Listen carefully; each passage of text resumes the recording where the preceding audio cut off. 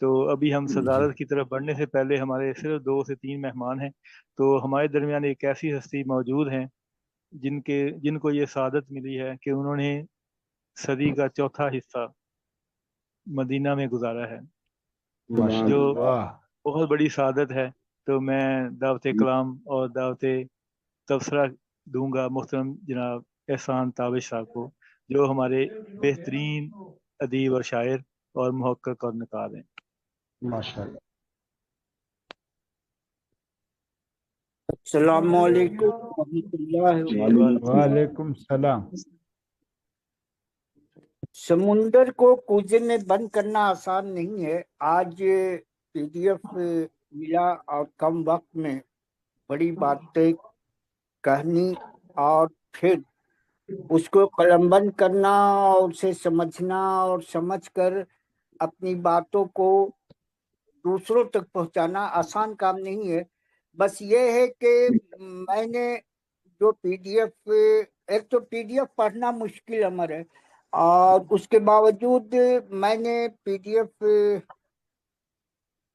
کو سرسری طور پر نہیں بلکہ غور سے پڑھنے کی کوشش کی، اور جو محسوس کیا گل کرنے والا احساسات کو میں آپ لوگوں تک پہنچا رہا ہوں، اور سماعت کیجیے کہ احساس کی شاعرہ ہیں ڈاکٹر سمینہ گل۔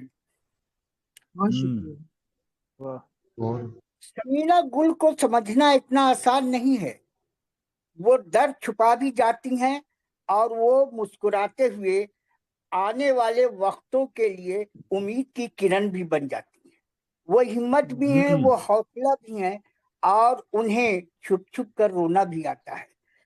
اس ہائے ہائے ان ہائے، کے لفظوں کے پس پردہ ہم سب کو جاننے کی ضرورت ہے۔ آپ یوں تو اردو کا محبتوں کا گہوارہ تاریخی شہر لاہور رہا ہے، لیکن سرگودا سے تعلق رکھنے والی، خیال و عمل کے ہر شعبہ سے وابستہ رہنے والی ڈاکٹر سمینہ گل محتاج تعارف نہیں ہے۔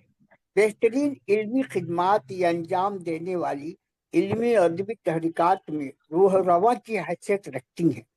ایک پائیدار علمی حیثیت رکھنے والی سمینہ گل الفاظ کی تراش و خراش کا ہنر رکھتی ہیں۔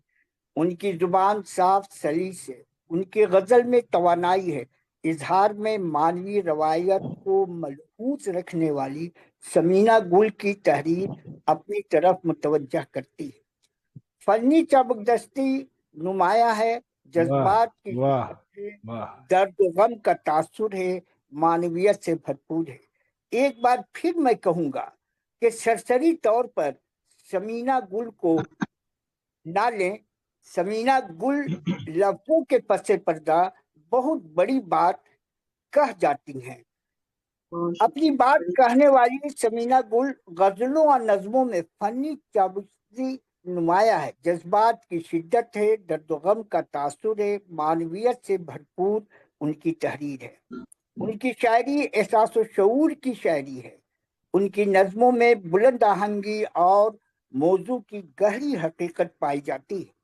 ان کی غزلیں اور نظموں کو پڑھنے کے بعد زندگی کے نئے نئے روزن واہ ہوتے ہیں، اور نئے نئے احساسات سر اٹھاتے ہوئے نظر آتے ہیں۔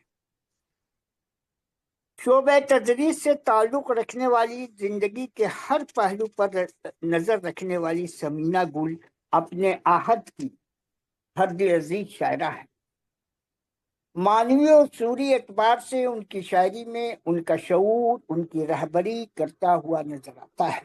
100 بات کی ایک بات جو میں سمجھ پایا ہوں، ان کی شاعری احساس کی شاعری ہے۔ جذبات، احساسات اور حالات کے اظہار میں احتیاط سے کام لینے والی معتبر شاعرہ سمینہ گل کی شاعری عصری حیثیت رکھتی ہے۔ ان کی غزلیں، ان کی نظمیں، ان کے فن کی سچائی ہے۔ ان کے کئی مجموعے منظر عام پر آ چکے ہیں۔ دیدہ ماچل کی اوٹ سے محبت رکھتی ہے، اور ابھی ابھی زمین کا کیا ہے، مہذب زمین کا مہذب، ڈاکٹر سمینہ گل کی ذات، اور ان کے فن کا آئینہ ہے۔ ادب کے گلستہ ڈاکٹر ثمینہ گل مثبت سوچ رکھنے والی شاعرہ ہیں۔ مجموعہ کا زیادہ سے زیادہ آ جانا معنی نہیں رکھتا ہے۔ فن کے قد کو اس کی تحریر اسے اس بلندی تک لے جاتی ہے جو اس کے فن میں پختگی ہو، اور ثمینہ گل کے فن میں پختگی ہے۔ عالمی ادب میں اپنا مقام رکھنے والی ڈاکٹر ثمینہ گل بہت ساری خوبیوں سے مالا مال ہے۔ ان کی ہمت، ان کے حوصلے انہیں بلندی پر لے جانے میں معاون ثابت ہوئے ہیں۔ خیالوں کو قلم بند کرنے والی شاعرہ ڈاکٹر ثمینہ گل کا عزم بے مثال نظر آتا ہے۔ انسانی نفسیات، محبت کو نیا لب و لہجہ عطا کرنے والی ڈاکٹر ثمینہ گل کی شاعری میں دلکشی، تجربات اور مشاہدات کے ساتھ معنوی گہرائی بھی ہے، روحانیت کا اظہار بھی ہے، موجودہ دور کا کر بھی ہے، گہری سوچ کا آئینہ دار بھی ہے۔ فکر کی بلندی پر نظر آنے والی معتبر شاعرہ ڈاکٹر ثمینہ گل واقعی میں باصلاحیت ہے، اور ابھی انہوں نے اپنی صلاحیتوں کو کھل کر ظاہر نہیں کیا ہے۔ آنے والے وقت میں ان کی تحریر اور بھی لوگوں کو چونکانے کا باعث بنے گی۔ ان کی نظم نسوانی جذبات کا اظہار اور زندگی کی حرارت ہے۔ ان کی غزل اردو غزل کے پس منظر میں خوب سے خوب تر ہے۔ ان کے اشعار کے ذریعہ ہم تہذیبوں کے ان گوشوں تک رسائی حاصل کر لیتے ہیں جن سے ہمارا شعور مطابقت رکھتا ہے۔ ان کے خاندان اور سری پس منظر سے جو تخلیقی شعور ان کا تیار ہوا ہے وہ ان کی شعری کائنات کا حصہ ہے۔ 100 بات کی ایک بات، بیدار، باشعور، انسانی مسائل پر غور و فکر کرنے والی شاعرہ ڈاکٹر ثمینہ گل کی تحریر میں بلاغت کی خوبیاں موجود ہیں۔ بڑی مہربانی۔ شاعری میں ہجرت کا کر بھی ہے، محبت کی خوشبو بھی ہے، ان کا مشاہدہ خوب سے خوب تر ہے۔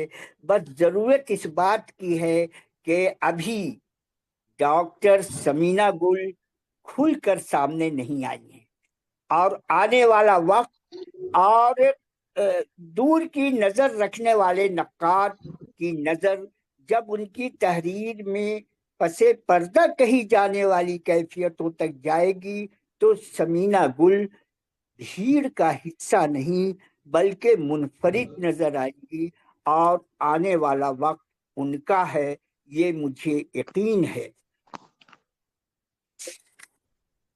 ایک دفعہ میں چلتے چلتے شام پذیرائی اور کتاب رونمائی کے لیے مبارکباد دیتا ہوں۔